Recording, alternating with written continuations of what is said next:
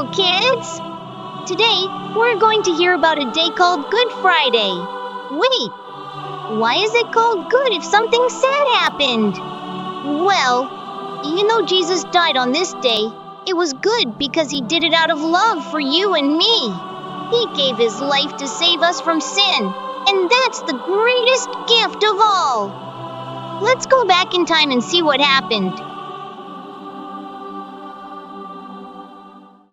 Jesus had just finished a special dinner with his closest friends. Then he went to a quiet garden to pray. Father, if there's another way, please let it be, but I will do what you want, not what I want. While he prayed, his friends fell asleep. Suddenly, soldiers showed up, with torches, swords, and one grumpy Pharisee holding a scroll. That's him! Arrest that guy with the kind eyes and the peaceful smile! Jesus didn't fight back. He let them take him. His friends were scared and ran away. The Pharisees and Sadducees brought Jesus to Pilate, the Roman governor. He was trying to enjoy a quiet morning, but knock knock. Pilate, wake up! Jesus is causing too much peace. That's dangerous. Yes! He says he's the Son of God! We can't have that kind of kindness going around! What has he done wrong?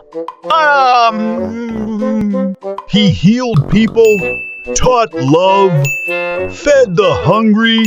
Wait, that doesn't sound bad. Exactly. He's too good. It's suspicious. Pilate questioned Jesus. Are you the king of the Are Jews? you the king of the Jews? Yes, but my kingdom is not of this world. I don't see anything wrong with him. So Pilate came up with a brilliant idea. Release someone. Either Jesus or a man named Barabbas. Yes, Give us Barabbas. I love you, Barabbas. Yes. Barabbas was a real troublemaker. Okay. You want the guy who steals pies over the guy who heals eyes? Yes. Pilate was so puzzled. He washed his hands in front of everyone. I wash my hands. This isn't on me. You deal with it. That's not how soap works, Pilate. Jesus was taken to a hill called Calvary. They nailed his hands and feet to a wooden cross. It hurt, but Jesus stayed calm. Beside him were two other people on crosses. One of them asked Jesus to remember him. Today, you'll be with me in paradise. Jesus looked up to heaven and said, It is finished. Then he took his last breath. The sky turned dark, and the earth rumbled. Whoa, this really was the Son of God. Jesus' friends gently placed his body in a quiet tomb, and a big stone was rolled in front of it. They were sad, but kids, this is not the end of the story. Jesus gave his life because he loves you. Even when people were unkind, he forgave them. And the best part, he didn't stay dead.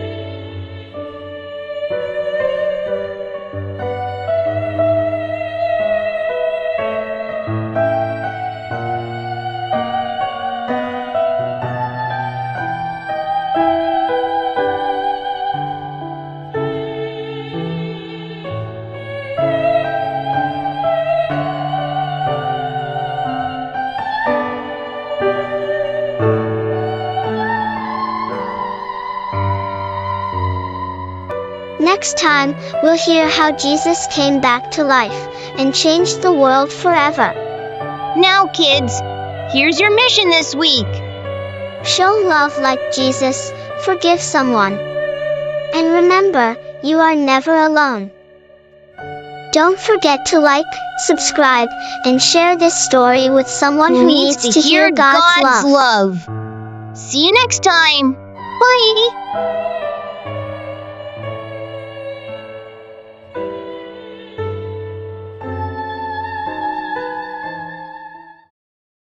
Today, we have the story of David and Goliath. Let's see how courage and faith changes everything. A long time ago, the Israelites were in big trouble.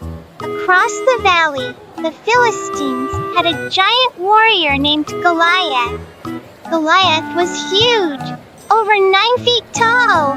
Every day, he shouted at the Israelites, Send someone to fight me. If they win, we'll be your slaves. But if I win, you will serve us. No one dared to fight him until a young shepherd named David arrived. Why is everyone so scared? Our God is stronger than any giant. I'll fight Goliath. You? Fight Goliath? You're just a boy. I fought lions and bears to protect my sheep. God helped me then, and he'll help me now. When King Saul heard about David, he said, You're brave, but at least wear my armor. I can't even move in this. I'll use what I know, my sling, my stones, and my faith in God. Is this a joke? You send a little boy to fight me? I'll feed you to the birds. You come with a sword and spear, but I come with the power of the Lord. Today, everyone will see that God doesn't need swords to win battles. David let the stone fly, and wham! It hit Goliath right in the forehead. Goliath was defeated. David didn't need a sword, just faith, courage, and a little stone. The Israelites won the battle, and David became a hero. But he always knew that it was God who gave him the strength to face the giant. And that's the story of David and Goliath. A reminder that no matter how big our problems seem, with faith and courage, we can overcome anything. Wasn't that amazing? David didn't let fear stop him, and he trusted God to help him. Remember, you can be brave like David too. Don't forget to like, share, and subscribe for more incredible stories. See you next time.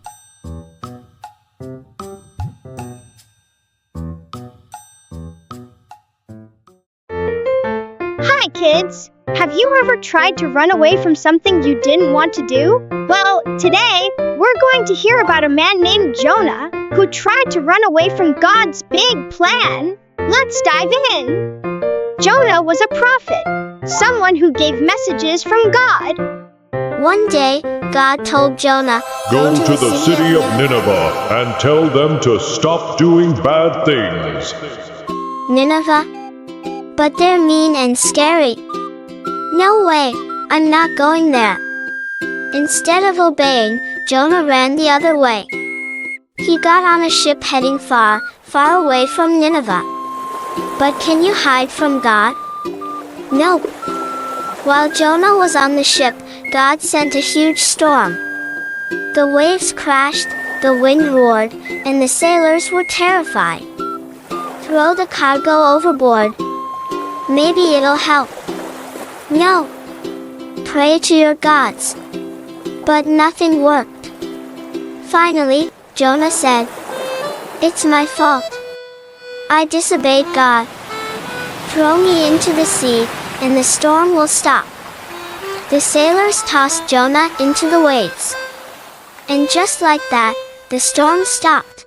A giant fish, yes, a giant fish, swallowed Jonah whole. Inside the fish's belly, Jonah had lots of time to think. Dear God, I'm sorry for running away. I'll do what you asked me to do. Thank you for saving me. After 3 days, God made the fish spit Jonah out onto dry land. This time, Jonah listened. He went to Nineveh and warned the people, "Stop doing bad things, or God will destroy your city in 40 days. Guess what? The people of Nineveh listened. They said, "We're sorry, God," and they stopped their bad behavior. God forgave them because He is full of love and mercy. Now, Jonah wasn't too happy about this at first. He thought the Ninevites didn't deserve forgiveness. But God taught Jonah an important lesson. God said, Jonah, I love everyone. I want to give them a chance to change, just like I gave you. And that's the story of Jonah, a reminder that we can't run from God, and His love is big enough for everyone. Thanks for watching, and remember, always follow God's plan.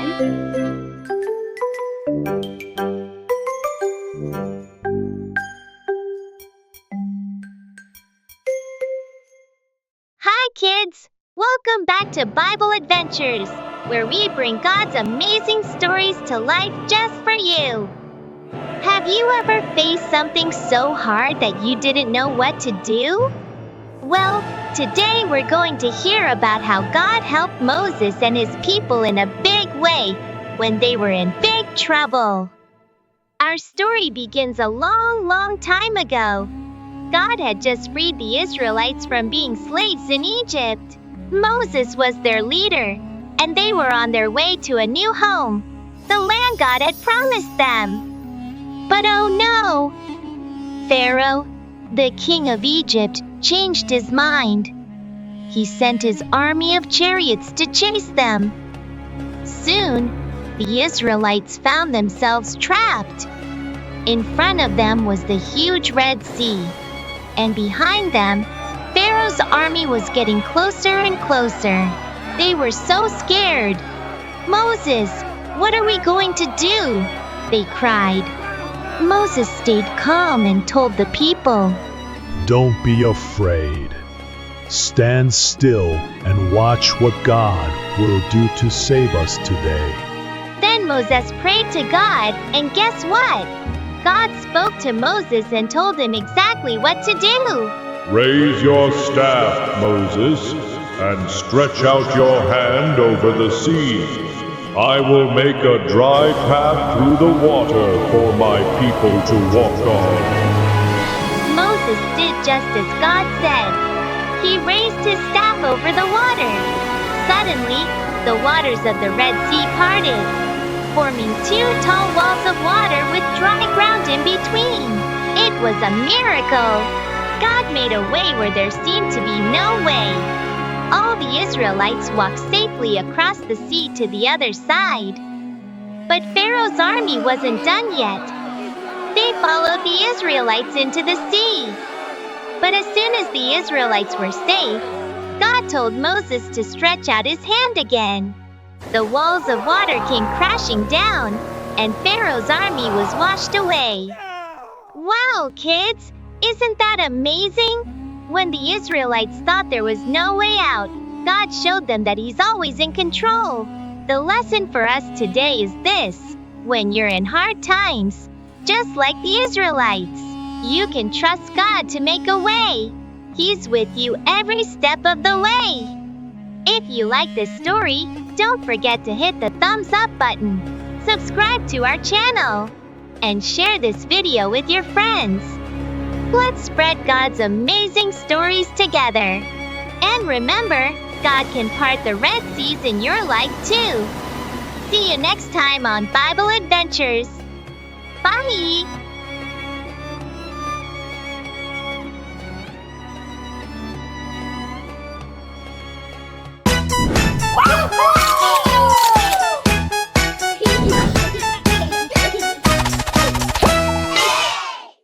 Welcome to another amazing Bible adventure.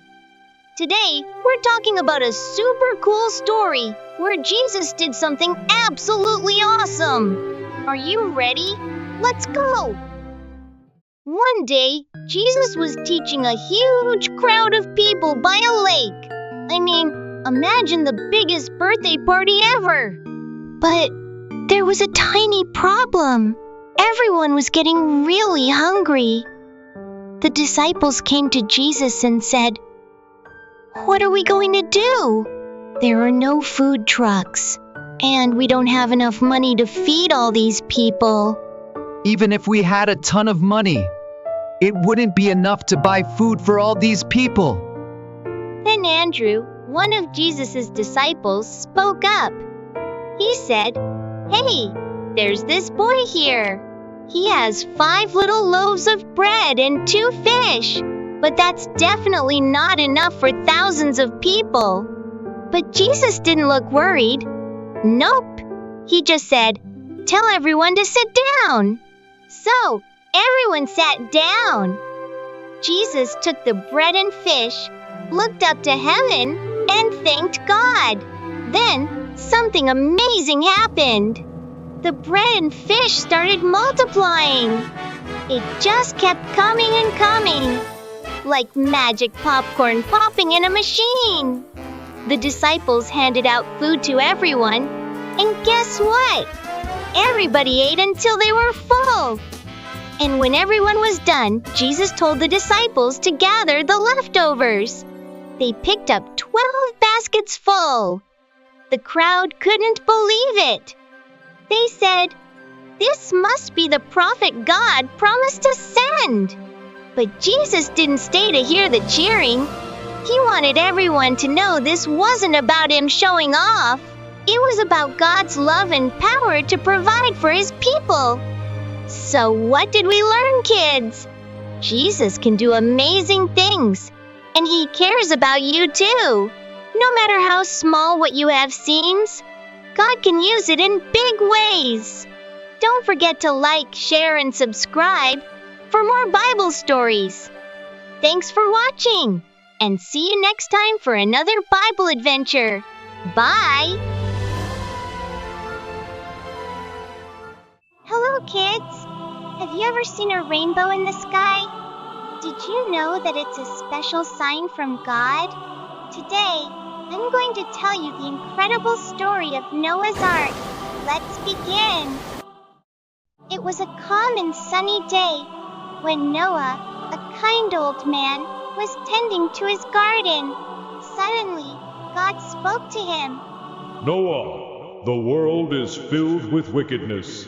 I will send a great flood, but you and your family will be saved. Build an ark big enough for your family, and 2 of every kind of animal." Noah was surprised.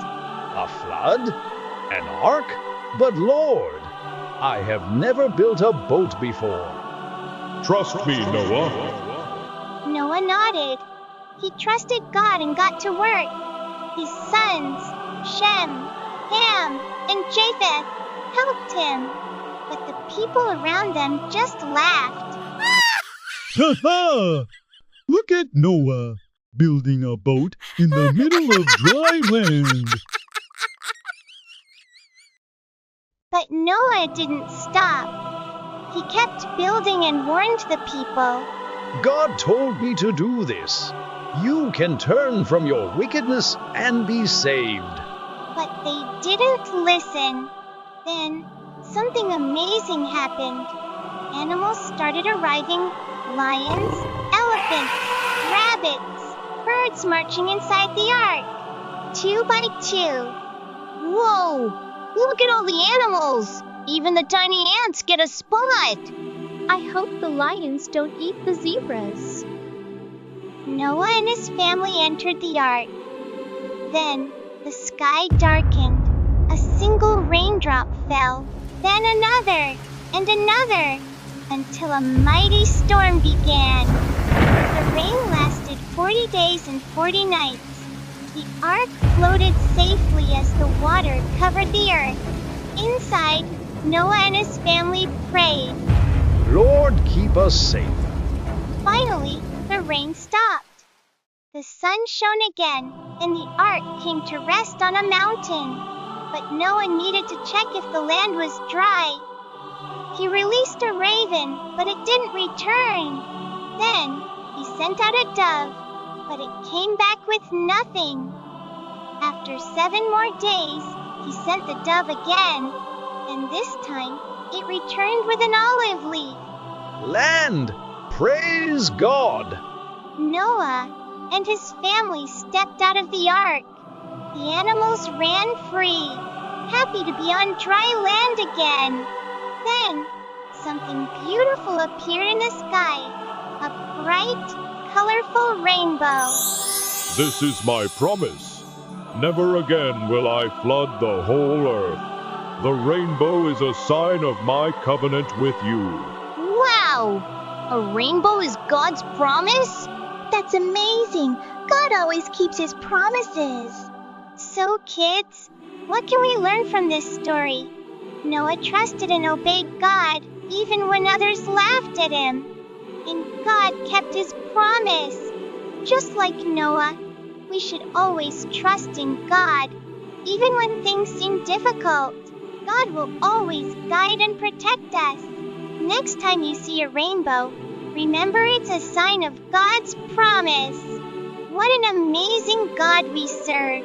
If you enjoyed this story, be sure to like and subscribe for more Bible adventures. Till next time, bye!